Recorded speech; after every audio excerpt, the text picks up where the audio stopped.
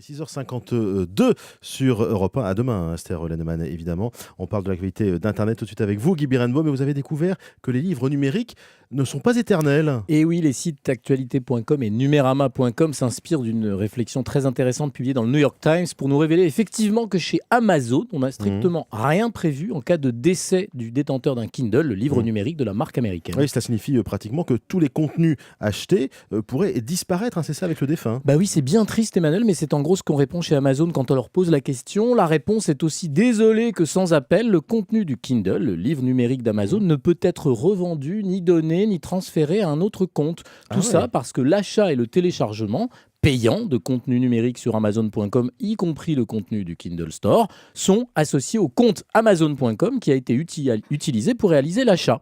Donc un contenu Kindle ne peut pas être transféré à une autre personne. Il est impossible de récupérer la bibliothèque numérique du cher disparu comme on peut récupérer sa vraie bibliothèque tout en papier, en odeur et en poussière. Alors c'est quand même assez angoissant de se dire que tous ces contenus auront fatalement, c'est le mot, la même durée de vie que ceux qui les ont achetés, parce que la même absence de politique de transmission à ses héritiers est valable également pour ce qui concerne les chansons ou les films téléchargés. Alors, pour éviter cette perte, il n'existe qu'une seule solution, Emmanuel, donner avant de mourir. C'est des identifiants de compte à la personne à qui on a décidé de léguer son Kindle ou lui avoir indiqué où se trouvent ses mots de passe. Mais en même temps, tout le monde ne prévoit pas ou n'a pas envie de prévoir ce genre de situation.